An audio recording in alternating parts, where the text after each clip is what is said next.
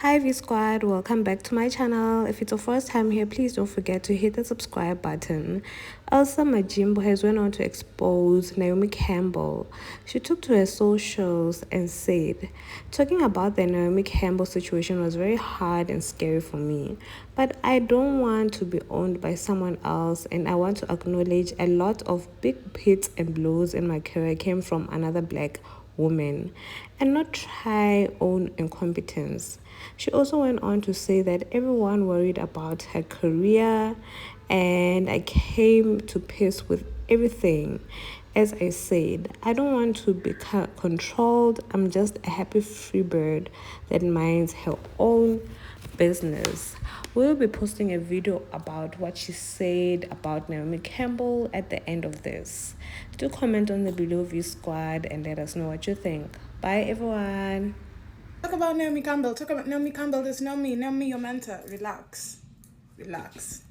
I'm here to tell you today what happened.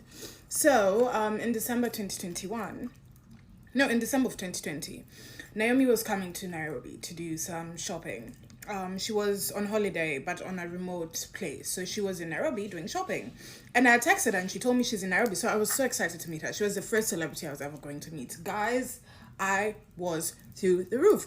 She texted me, she was like, hey, I'm here. She texted me the location. I went directly. I went with my brother. So my brother and I, we met her, we did some shopping.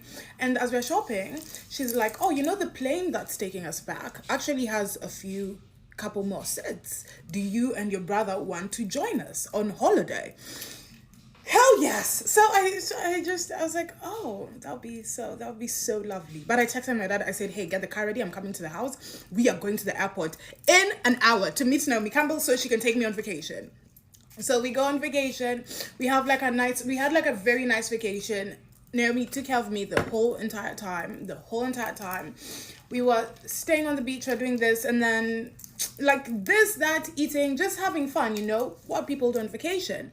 And this one time we were on the beach, Naomi was like, oh, we should do a documentary, a film about you living in Kenya. And I was like, oh yeah, that's fantastic.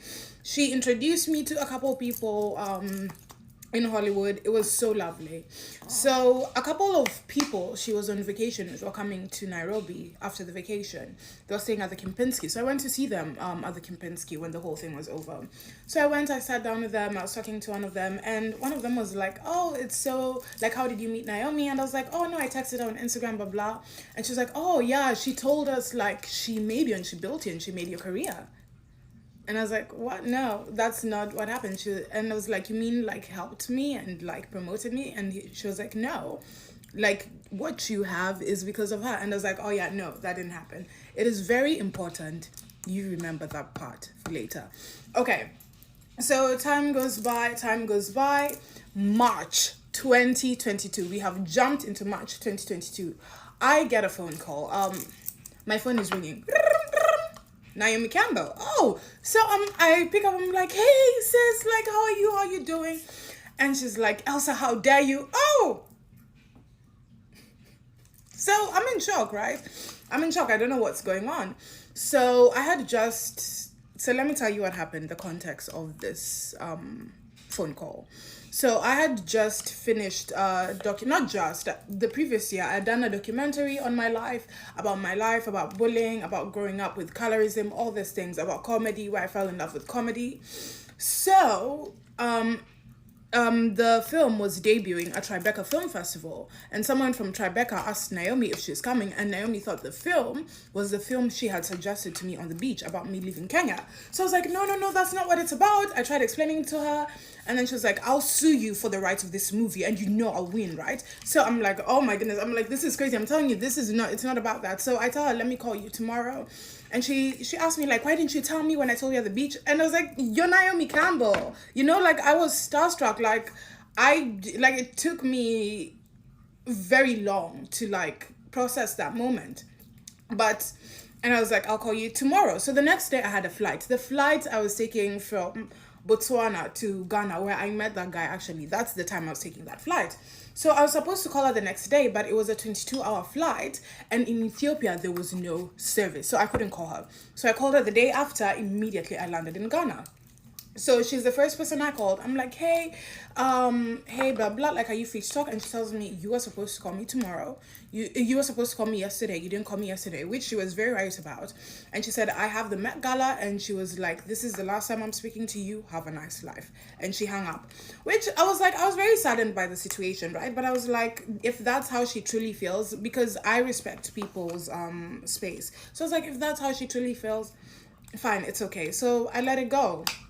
So after that, like a few months, things started going very badly for me. Things started going haywire, and I didn't think it was. I thought it was because of the situation. Let me not lie, but I was like, also it can be sure. So I was like, let me go, because also having someone like Naomi Campbell not liking you in the industry is not a good thing. So I went to her, I apologized. I'd already apologized when the situation had happened, but I went and I apologized again and again. I started calling her, I started texting her, and then one day she just texted me and she was like, stop calling me. I have a child to take care of. So after that, I just said, okay, there's nothing I can do about it. I started drinking. That's why I even quit alcohol. I started drinking. Um, I became, I started drinking a lot. Yeah.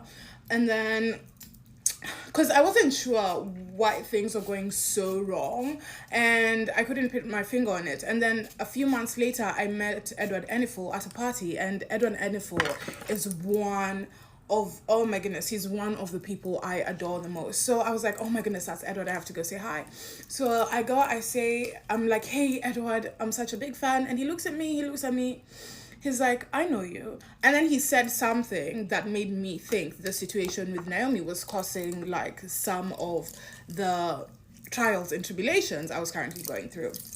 So I was like, you know what, I need to fix this. So I went to one of our mutual friends and I was like, hey, please, can you tell Naomi, because I knew they were going on holiday together.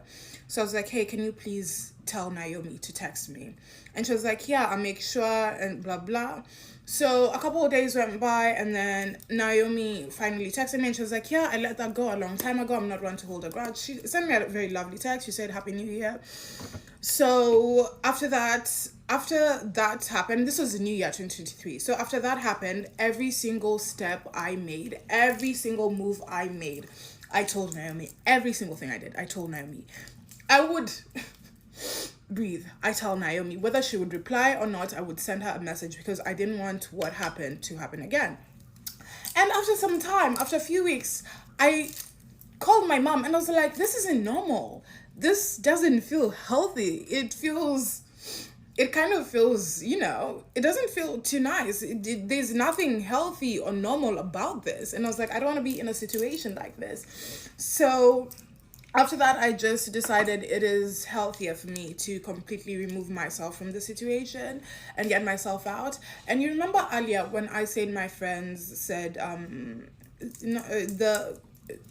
the ones Naomi had introduced me to, when they said, oh, Naomi had made you.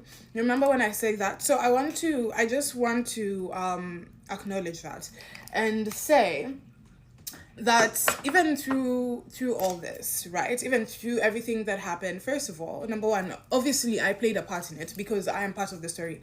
In any situation you are in, you play a part, you play a role, and I had my role and I apologize for my role. And something else, when she said she made me, I'm not going to speak on that, but I will say that Naomi did give me a lot of credibility, especially when I first entered the industry. She gave me a lot of credibility, and that's not something that I can just say, oh, this happened and Naomi, blah, blah, blah. I can't say that. She did hold me up high, and she introduced me to a lot of people.